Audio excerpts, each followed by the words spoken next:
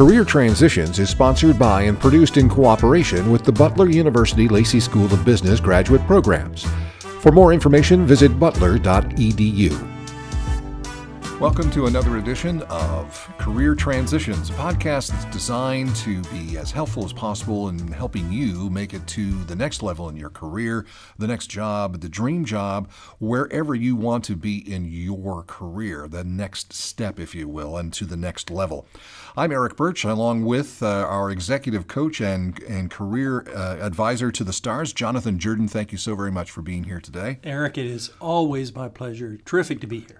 Well, we have in this episode, we're going to finish up one we started previously, and this is 6 job search documents to win, and this is part 2. So we went through some initial job search documents that every aspiring job seeker should have, and we went through those in some detail, and now we have another, I believe, 6 or so to look at this time around. So could you start by reminding us what we've done so far? Yes, about a month ago, we put together a podcast. It's probably listed as podcast 11 or 12 called Job Search Documents to Win Part 1. And in that, we went through 6 documents, pretty good detail. Now, these are job search documents that we recommend all job candidates in the 21st century now figure out how to muster, how to both craft and then use in any kind of a job search campaign, whether it's a year-long, aggressive, comprehensive approach or attempt to find your dream job, or whether it's a promotion. These are all applicable.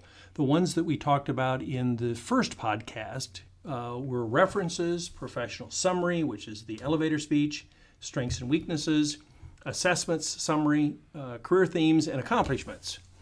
And so this time we're going to do part 2 of that, and we're going to talk about 6 more. 6 more job search documents that we feel, in addition to the resume, by the way. We've talked about the resume as a single podcast. So after tonight, because we talked about the resume and then we had part 1 of 6 documents, and tonight we have part 2 of 6 documents, we will have really completed 6, 12, 13 documents that I believe, that Eric and I believe, are important, if not essential, for a successful job search campaign in the 21st century. To, in most cases, if not all cases, be typed up, presented in Word or whatever your favorite editor is, printed off, put in your portfolio, and brought with you to each and every interview. So the ones that we're going to talk about tonight, Eric, if it's appropriate to start rattling these off. Sure, we can just rattle through them and then go back and spend some time with them. What we're talking about here is, the first one we'll talk about is the company summary. These are all written documents that you would prepare for inclusion in your portfolio perhaps, or just to have. Number 2, your management style, writing that down. Side-by-side job matches, number 3. A SWOT analysis of yourself. Or the company that you're about to interview with, that would give the strengths, weaknesses, opportunities, and threats. But we'll talk about that a little bit more. Top 10 questions for the company or interviewer or interviewers. And always good to have questions on hand. We'll get back to that. And top 10 issues now facing the industry or profession that you're looking to be a part of. Yes. Okay. So those are the 6, and we're going to get into them in a little bit more depth as we go through this podcast. And let's start with the company's summary. Yes. The number 1 complaint, and it still surprises me and others today in 2019 as it did 40, 50 years ago. The number 1 complaint of interviewers, companies that you're interviewing with, and their representatives toward job candidates, is that the job candidate knows little, if anything, about the environment that they're applying for. And we're talking about information beyond the job description. So it's been my experience that if there is a job description, most job candidates at most levels do a pretty good job of doing their homework and understanding the qualifications and the desires of the employer through the job description, but they won't go to the next step, which is the number one complaint again from employers, and actually know something about the company of which they're going to be working. And that could be information about the company specifically. It could be information about the division or the department that they're working for. It could also be equally valuable and important and impactful if you knew something about the larger function of which you're going to be working in. Let's say that you're looking for a job as a beginner accountant, or if you're looking for a senior vice president in finance, it would be good for you to do a little bit of research about the company and certainly the industry about what the environment is within a big division of finance. And finally, it would be good to know something about products and services. So here's our recommendation tonight. You put together a separate document for your portfolio called Company Summary. One page, one side of one page. You do all your research on the web because you can find most of the information you need, and we'll rattle some components off here in a moment, on the web. Would like you to spend about an hour doing this for each one of the companies that you interview for, but no more than an hour. And what you're going to physically do then is find the information either on the company's website or on the internet in general, and then physically cut and paste it into your document. That you have your masthead, as we've mentioned in the past, at the top. And then you have one side of one piece of paper of information so that you can bring that with you to the interview. Now, the listeners are wondering, okay, Jonathan and Eric, what in the world do you want us to put on this document? What do you think would be helpful, both for your own understanding and to impress the employer? Well, let's rattle off a few things. Be nice for you to do a paragraph worth of history of the company, especially if the company's been around for 100 years. Why? Because that's an important component of their culture. Number two, it would be very nice for you to give a paragraph or a couple of sentences about the market or the primary markets that this company serves. So if they're an automotive company, tell yourself by your research what the size of this market is. And if your company that you're going after makes scooters, for example, don't talk about trucks and automobiles. Talk about the scooter industry and talk about it not only in terms of the United States or whatever country you happen to be listening from. Certainly do that, but also talk about the global markets so that you know, and hopefully you can impress them, the employer, let them know that you have a grasp of the size and scope of the company, again, that you're interviewing with. What else? I think you'd want to find information about whether there's a family of business, whether, what other connections there might be other than the one that you're interviewing with. And you can find that information online. Competitors, yes. In a place, and yes. Competitors as well. And I always think, there's plenty of places to go online and find financial information and company background and company history. From my perspective, in terms of working in communications and crisis communications and those kinds of areas, it's also a good idea to do a Google search, a news search on the company, and maybe even the principals. So going in whether there are issues. Sometimes there are issues. Good companies have issues. Yes. Find out if they have, if I may, if there's a big pending lawsuit. Right. Because that could be not only terrific to know, but also helpful for you as a job candidate, maybe as a possible red flag. Right. Especially if you find out that this is not only a big lawsuit, but it has a high probability of doing serious damage to the company, even if they've been healthy for years in the past financially.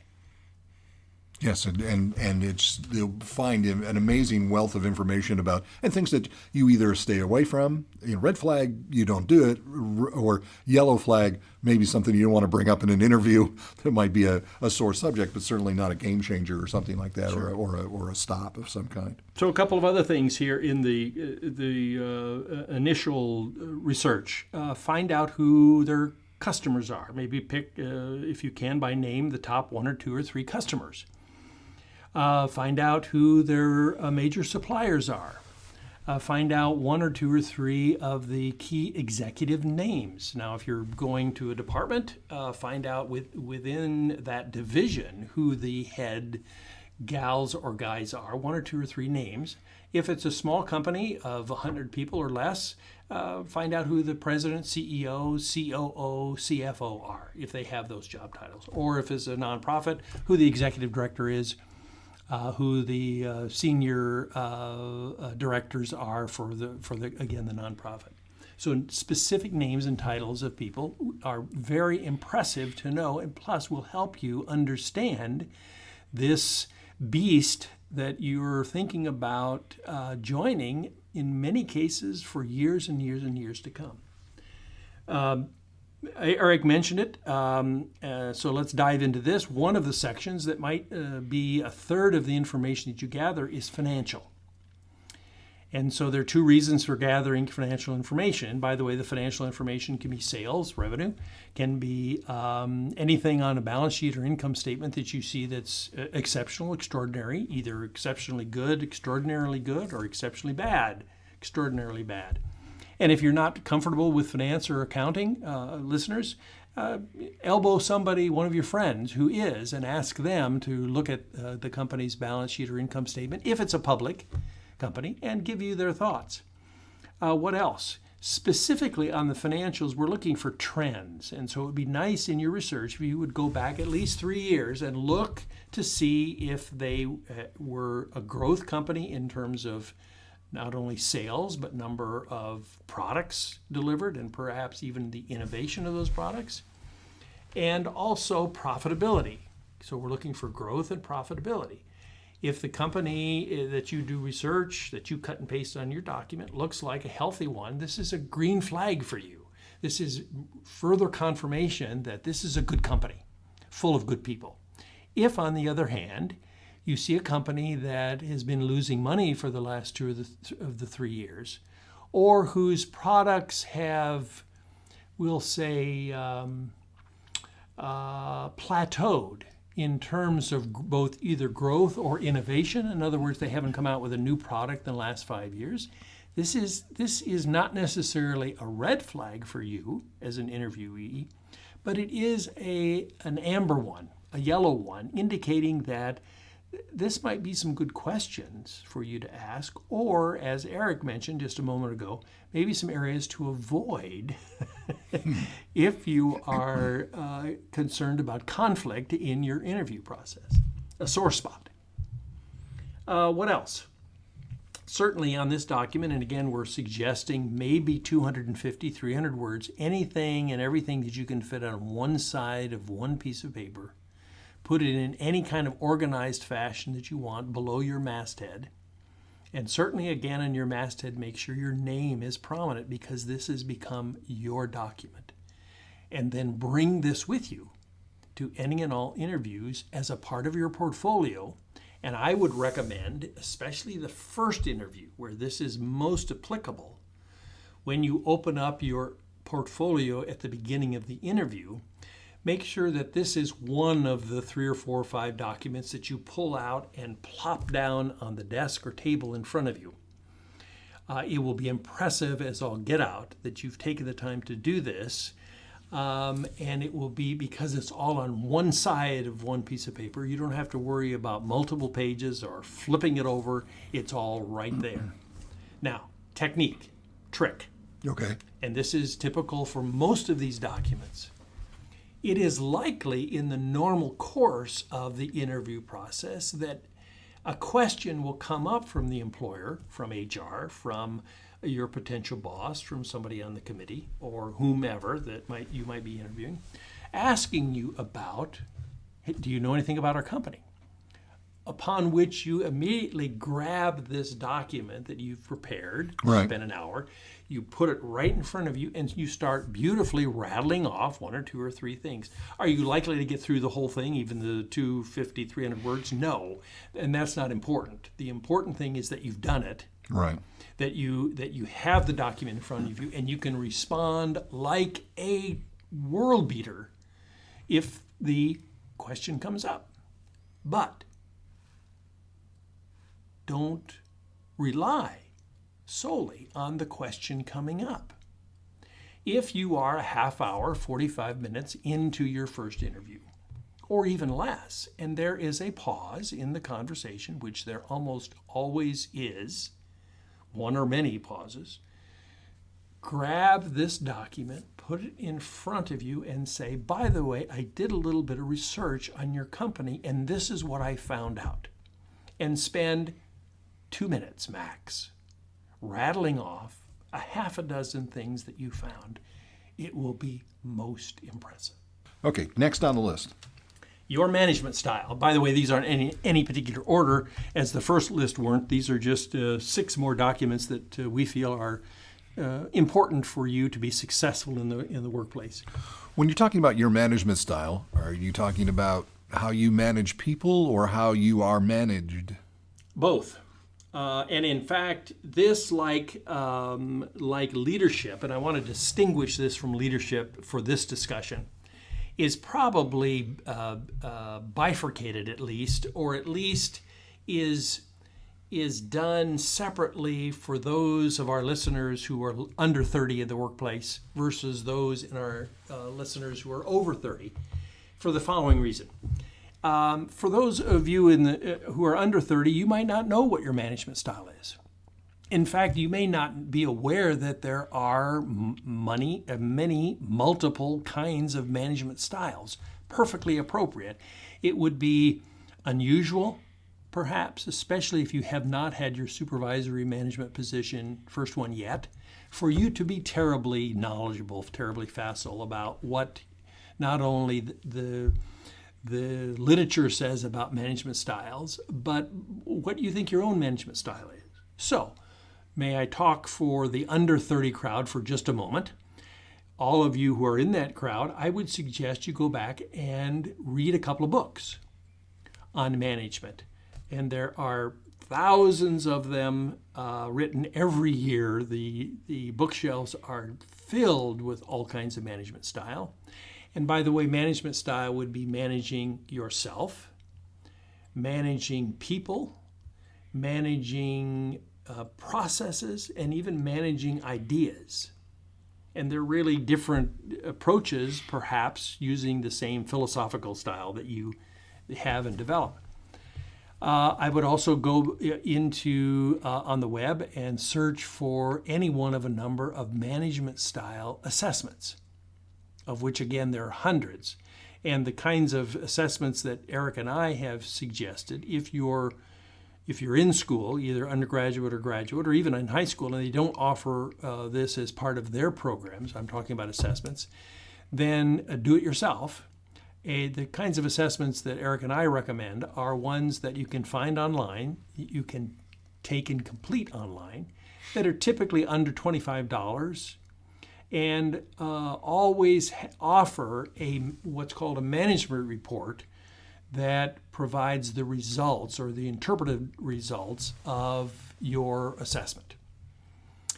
Once you have done that, then under 30 crowd, you will have a much better understanding of what your own management style is to then create this document that we're going to describe here in just a moment. If I could segment then, or segue into the over 30 crowd, both men and women, of course, who have a little bit more experience. Perhaps many of you who are listening do have years of management experience. I also recommend you put together a 1 or 2 page document in your portfolio, either as a promotion again or interviewing for a brand new company, that talks about your management style. And for the over 30 crowd, you'll have a little bit better sense of this because you will probably have gone through some training, certainly some workplace training. You will also have probably done some reading in the past on different management styles.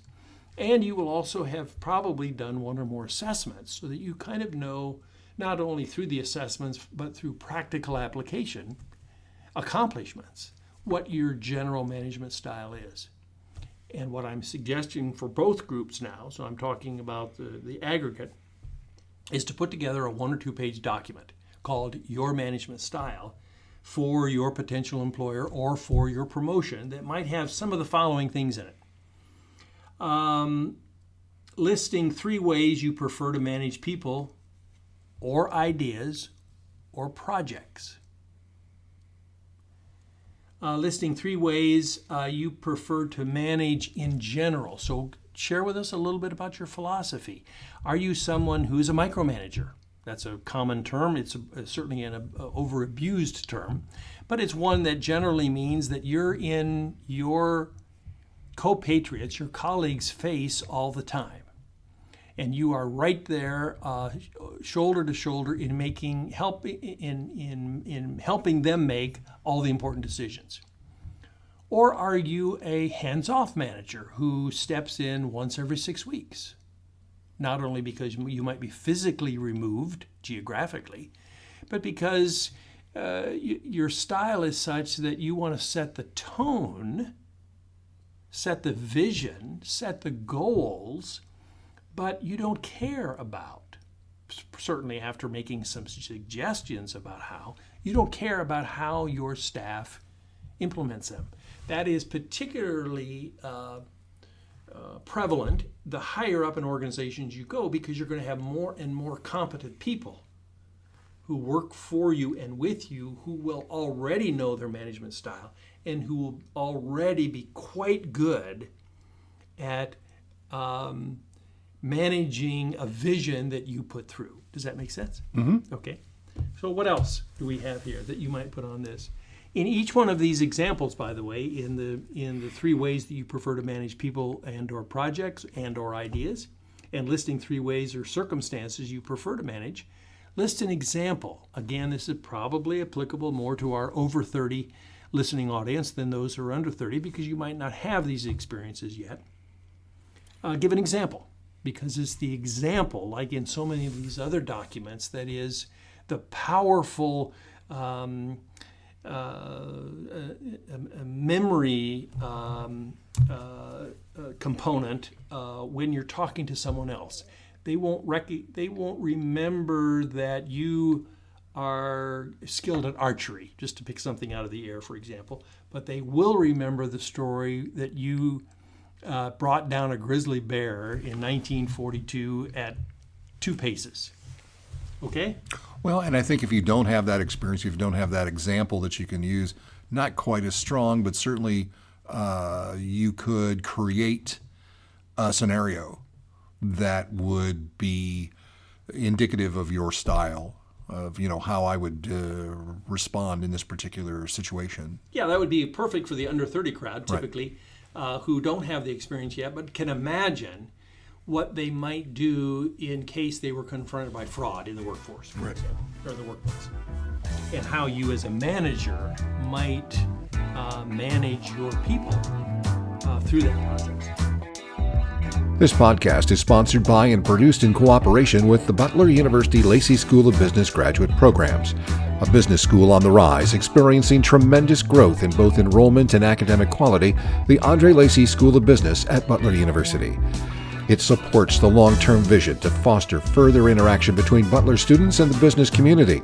Check out the growing list of graduate programs available through the Butler University Lacey School of Business by visiting butler.edu. Another idea for this one-page summary for your management style, if you have gone back and read, or if you have in the past read, reflect on a couple of well-known management gurus like Drucker and Porter and others who have written extensively about management, and in a sentence or two, share with a future employer whether you agree with them on this particular aspect or you disagree with them on this particular aspect. Both of those are perfectly fine. Both of them are very helpful for an intelligent employer to understand, again, your supervisory or management style. A couple of last ones. Well, anything and everything having to do with your management style is appropriate, even summarizing 1 or 2 assessments on management that you may have completed.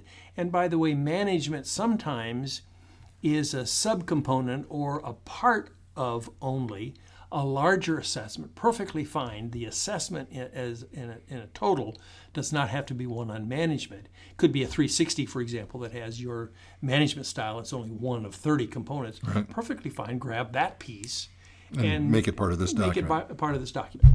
And then finally, as in all these documents, print this off, put your masthead at the top with your name in bold letters, bring this with you to any and all interviews, and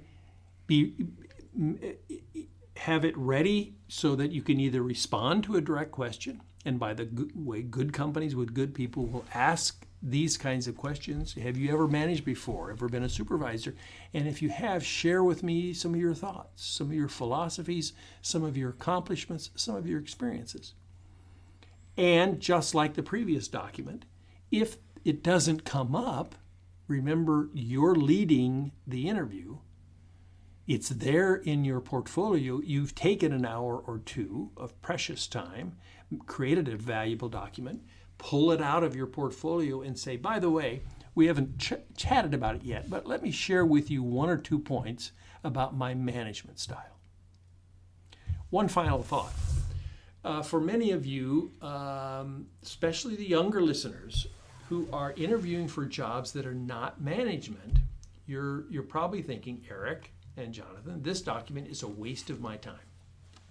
I'm interviewing for, and maybe even at this point in your career, at the ripe old age of 25 or 26 or 27, feel like you're an individual producer and you're not management material.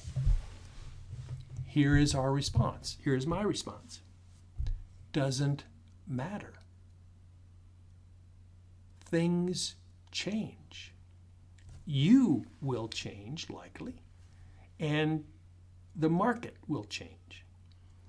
And although you cannot see it perhaps now, in 6 months, a year, 18 months, the world is likely to be very different. And if you've put this together, begin to think about it, done an assessment or two, again, at the ripe old age of 25 or 26 or 27, had some experience with it, talked to some people, you are absolutely a responsible interviewee by preparing this document and then referring to it, chatting about it in your interview. The bad companies won't care. The good companies will love it because it shows your promotability. Even again, if in your own mind you're not ready for that, perfectly fine. All right, moving on to the next item for this list, and that would be something that we've discussed at least briefly in a couple of other times, and that is that the side-by-side job match. And if we can just go through that real quickly in terms of what that includes. I think in as Eric mentioned, 1 or 2 of the other podcasts we mentioned this, so we won't spend quite as much time. But here's what a side-by-side job match document is and does. We have job descriptions, and typically at the lowest level of competence, can I say this without offending anyone, a job candidate will bring in a dog-eared version of their resume and maybe a job description to an interview. All right, that's a start. That's terrific. 2 documents. What Eric and I are suggesting that you have maybe 15 of these documents or more, especially if you're looking for an executive position of millions of dollars. What we're suggesting in this part is you take the job description and you convert it to something that is much more powerful, much more useful, much more helpful for you in guiding yourself through the discussion that's about to take place in the form of this 2-column job match. And here's what it looks like. You basically fire up Word and 2-column Word. On the left-hand column, you put cut and paste verbatim in both the text and in the sequence of the job description as they've published it. By the way, there are 2 typically kinds of job descriptions. One that's on the web, which is usually an abridged version, a shortened version. If you're really serious about the job, and certainly if you're anticipating an interview, I would contact them again and say, hey, do you have an unabridged version that you haven't put on the web that you could send to me. If they do have it, they would love to be able to send that one to you. So if you have two of them, do the unabridged, longer version. And that's in the left-hand column of this two-column side-by-side job match. On the right-hand column is going to be your response. And what I would do is carve out 2 or 3 hours at least, because even a simple job description often has, if you were to number each individual sentence or idea or qualification or requirement or must-haves, would easily be 30 items. And I have worked with clients that have had over 100 of these. I think one client had nearly 40 pages after they filled out of the job match. Horrendous. If you didn't have the job match, horrendous pressure on trying to go through in a conversation how you might respond to even some of, let alone 40 pages worth.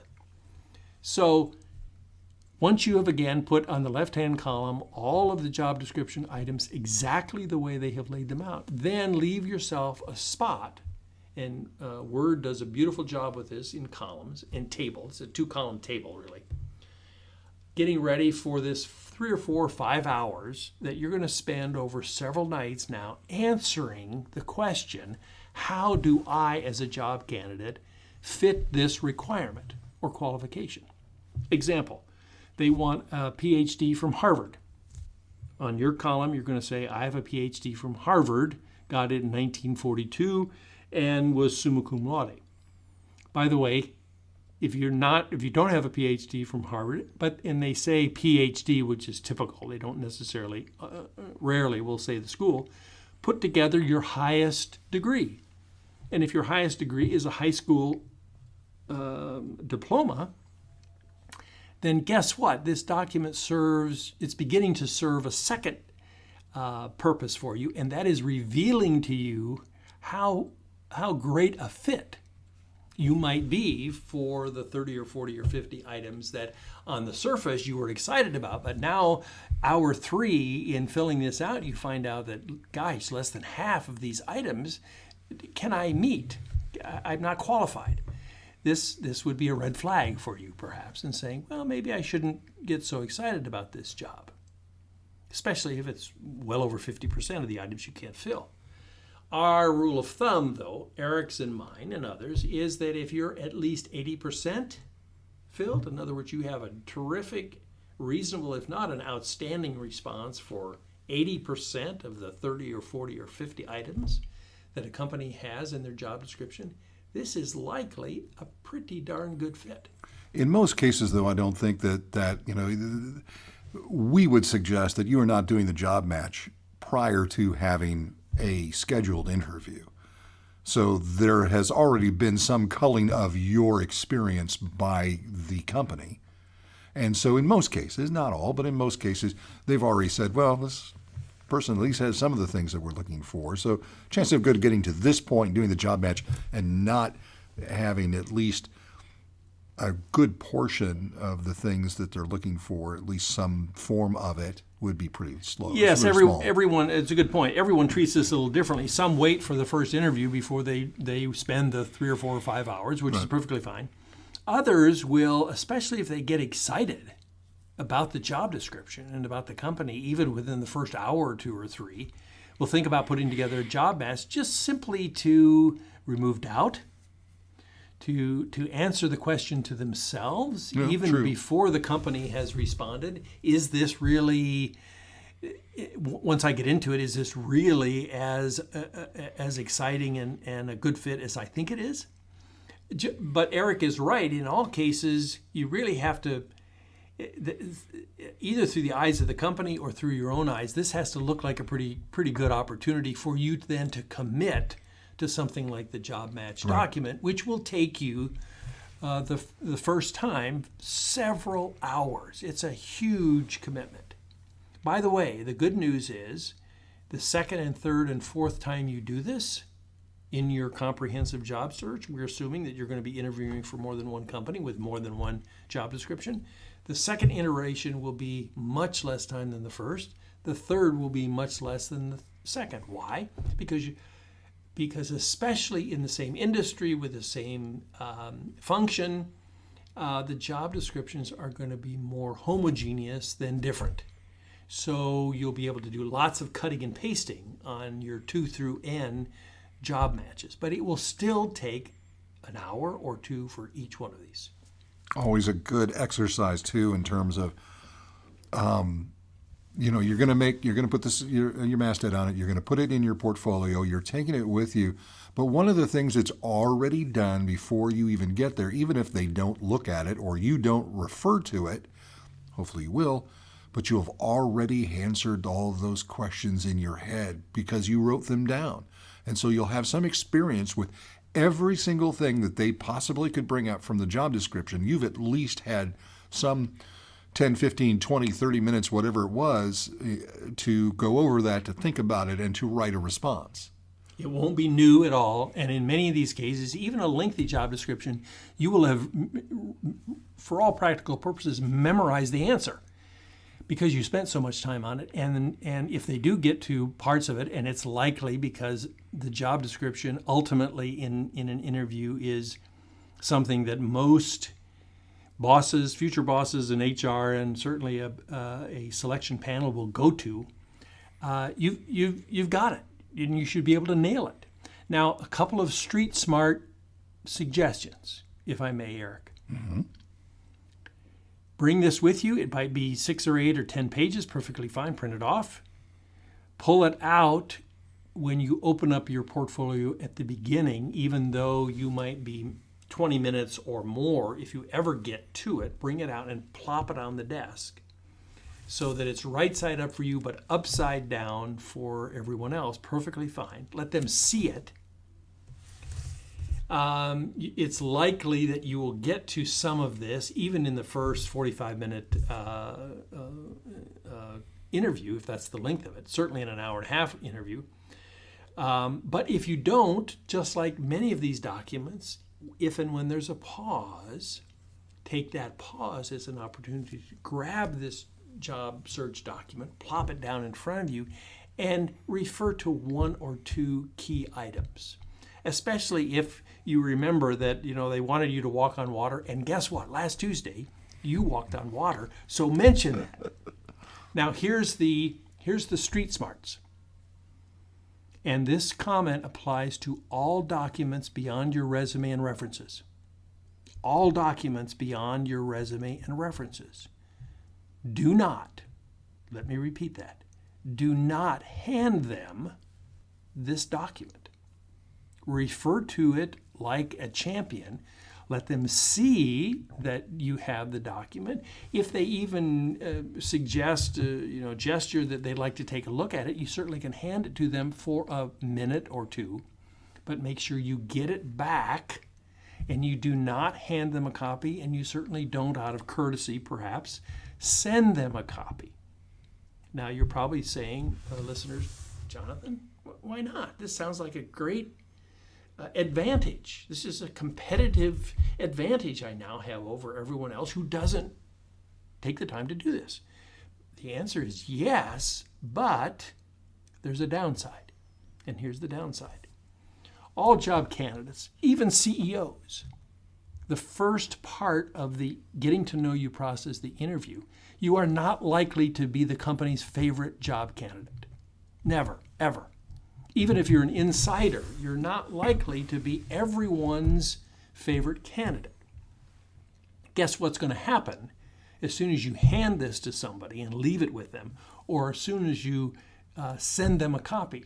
They will turn around, and I have seen this happen scores and scores and scores of time. They will turn right around and forward this to their favorite candidate, and with a caption of something like, this Eric brought this job match document and he blew the conversation away. He is now the top candidate we have because he's outstanding, he's articulate, and he's done his homework. You, Mary, need to do this too.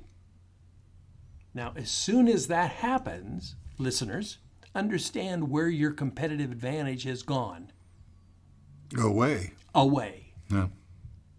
Because now Mary, their favorite job candidate, is going to be doing this as well.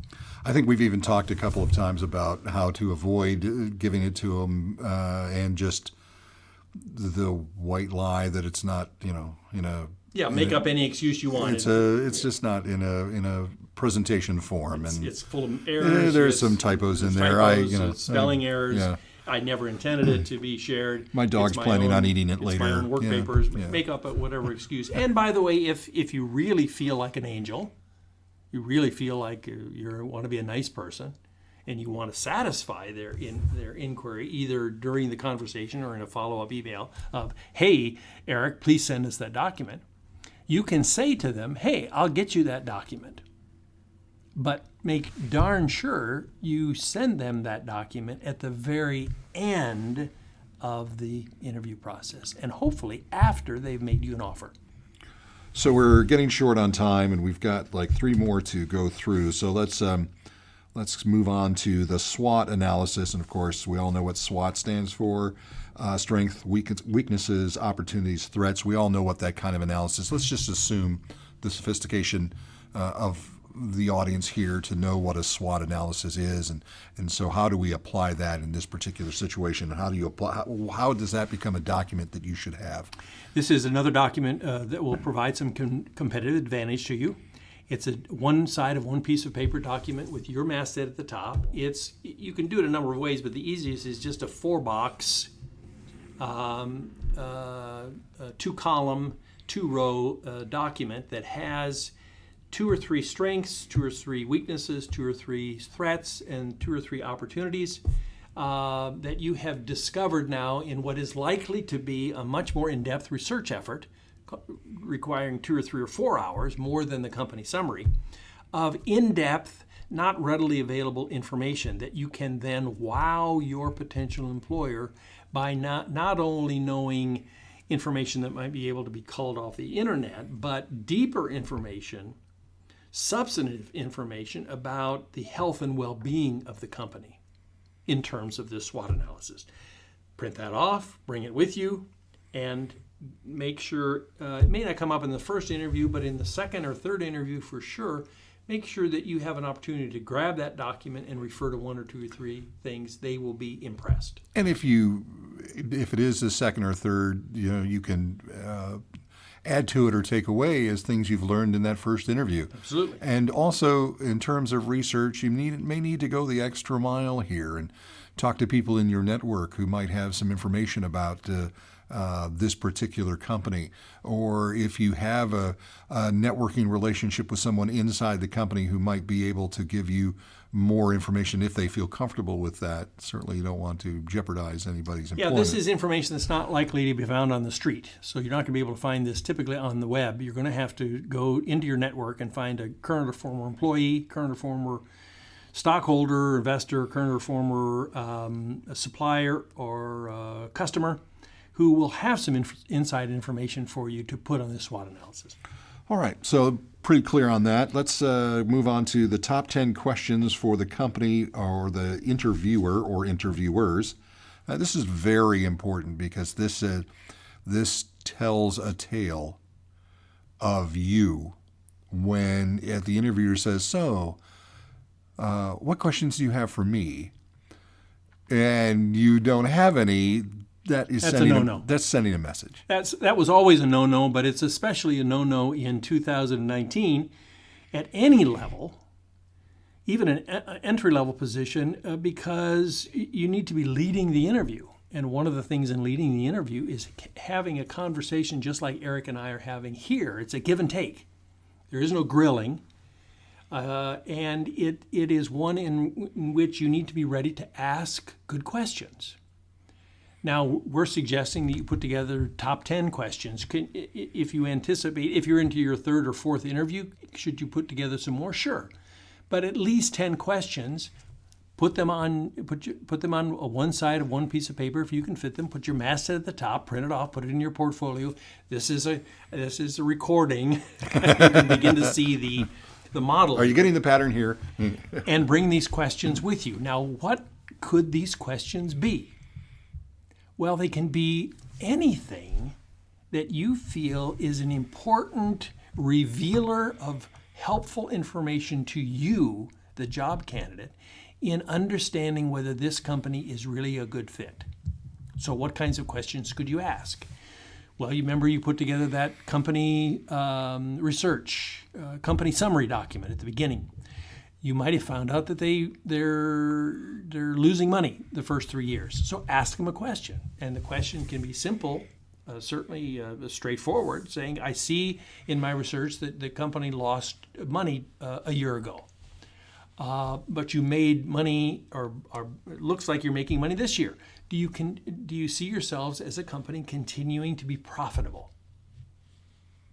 Get out your piece of paper, wet your pen, and get ready to write down what their response is. You will find out more good and bad about companies when responding to your good questions than a ton of research that you might do on the web. They will be very revealing.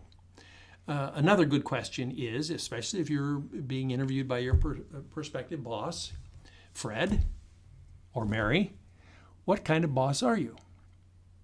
And don't say anything more.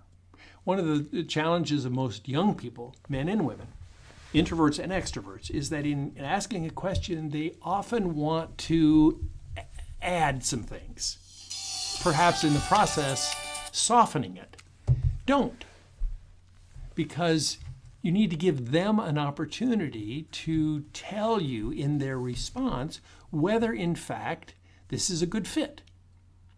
And by the way, if it's a terrific boss, if Mary is a knock your socks off person that you just need to find any way to work for her, she will say something like the following. Wow, Jonathan, that's a great question. I'm glad you asked that. Let me give you my answer briefly. But more importantly, I'm going to give you, before you leave, the names of 3 of my direct reports, and I want you to talk to them. Now, by the way, listeners, if you ever hear that, sign the dotted line right now, because that person is going to end up to be a terrific addition to your life. Bad bosses say something like this: Jonathan, that's an inappropriate question. We don't have time, by the way, for your questions anyway. I've got a whole list. We need to get through them. So inappropriate. Or they will say something like, I'm the greatest boss there ever lived, and anybody who's never worked for me will tell you the same thing. That's right. And if you work for me, your life will be changed for the positive. And your response should be, and even if you're 21, by the way, let alone if you're 51 in our audience, could I talk to 1 or 2 or 3 of your direct reports? And if they say no, guess what kind of an individual you're about to work for if you decide to join the firm? And guess what kind of company you're about to join if they say no, you cannot talk to anyone else? Yeah. Big red flag. So it's a great question.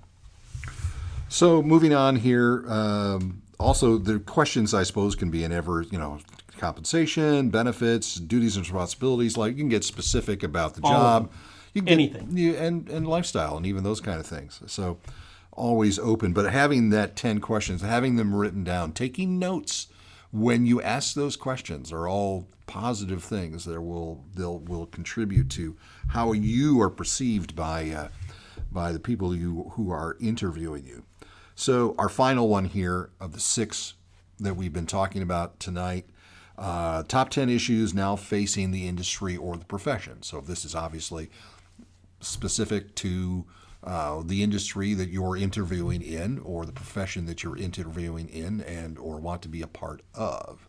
Yes, and the typical example is that you're coming into sales, for example, and this is a chance for you to show your stuff about your knowledge of sales. So what we're suggesting here in this final 6th document, top 10 issues facing the sales profession, is what are the standards of an outstanding salesperson who thinks of themselves, either as a man or a woman, as a professional. What does the literature say? What has been your experience? What do others who have had outstanding sales success say are the attributes for outstanding sales? Now, if you're vying for an HR position, do the same thing for HR. What are the outstanding trends? What are the outstanding principles? What is the model of outstanding work in HR? And if you want to pick one section of HR, because most of these sections are pretty complex, perfectly fine. For example, pick compensation if you want to do that, or pick organizational development, or pick benefits. But help describe for them what it is that you know about this field that they're about to hire you in. Now, this is separate from your job description. This is separate from the company summary. This is separate from strengths and weaknesses. This is another document called industry or professional expertise, or just a summary of the best practices in that particular field. Here, let me go all the way. If you are a senior vice president vying for the head of HR, just to pick a function, here's what I recommend for that client. They put together a one-page organizational org chart of what a best practices, especially if they're going to a Fortune 500 company, what a best practices HR division looks like in a large, complex organization. And it might have 50 boxes on it. I want you to impress upon the employer that you have some level of expertise in the industry and or the function that you're now applying. Does that make sense, Eric? Yes, certainly. Okay, so that's the purpose of this 1 or 2 page document, again with your masthead. Shall we go through the routine? Print this off, put it in your portfolio, and if you think this is an important differentiator for you in you describing best practices, again, for the industry of which you're interviewing or your particular profession, make sure you pull that out of your portfolio in the first 5 minutes, plop that down on the desk or table that you're doing the interview, and if it doesn't come up in the first 45 minutes, when there's a pause, grab that document and say something like the following.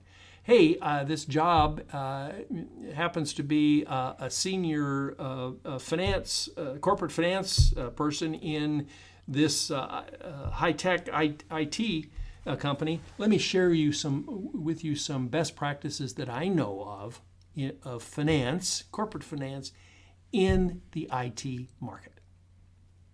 And rattle off 2 or 3 or 4 things from this document that you've spent a couple of hours putting together. All of these things are pointing towards the fact that you are the perfect match for this job, that you have interest, passion, desire for the industry, for the position, for the company. And so all of these things are going to, of course, make things to leave a positive impact and perception of you with the interviewer or the interviewers or the company as a whole. So we've gone through 6 tonight. We have also would ask that you go back and review the first part, the part 1 of this particular podcast series, when we're talking about different things that will help in the job search and those job search documents.